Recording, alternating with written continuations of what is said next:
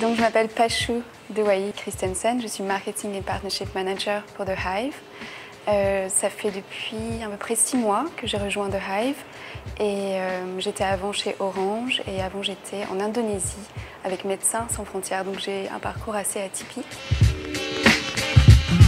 Donc The Hive est un incubateur de start-up, de très jeunes start-up qui développent des applications qui vont exploiter le big data au service d'entreprises, donc pas des particuliers, on est plutôt dans un modèle B2B. Et donc on a un modèle assez particulier parce que contrairement aux VC traditionnels, donc aux venture capitalistes traditionnels qui vont donner de l'argent et qui ne vont pas forcément regarder au jour le jour quelle est l'évolution de la start-up, nous au Hive on est vraiment très proche de nos start-up, on est plus dans un modèle low volume, high touch. Donc en fait ce qu'on fait c'est qu'on est, on est tous les jours avec nos start-up.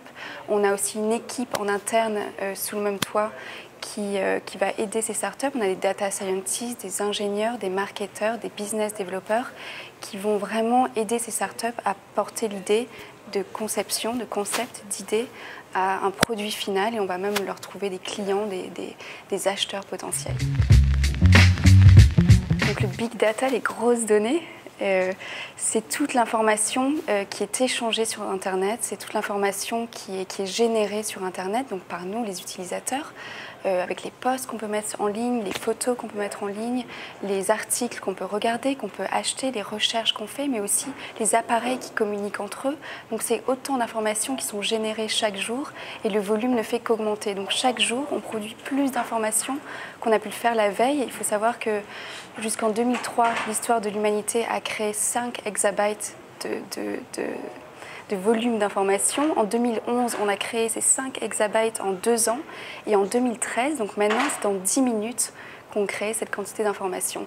Donc c'est autant d'informations qu'on apprend maintenant à maîtriser, qu'on apprend à extraire et qu'on apprend à en faire quelque chose en fait. Et Yahoo a développé l'infrastructure il y a quelques années et d'autres compagnies ont développé l'infrastructure pour stocker cette information et maintenant on est en phase d'apprentissage, on est en phase d'exploitation de cette information.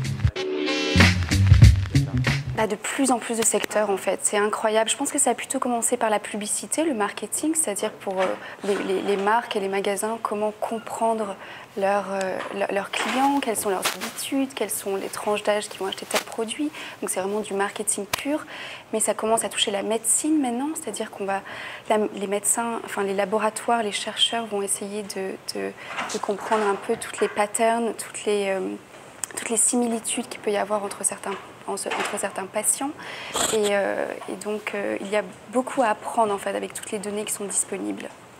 Ça peut toucher l'énergie, ça peut toucher les gouvernements, les organisations internationales, les non-profits. C'est autant d'informations qui sont disponibles et qui peuvent être utilisées vraiment dans tous les secteurs, dans toutes les verticales et pour le bien de l'humanité ou pour le bien de l'économie, c'est-à-dire pour vendre plus de produits ou pour mieux cibler les consommateurs.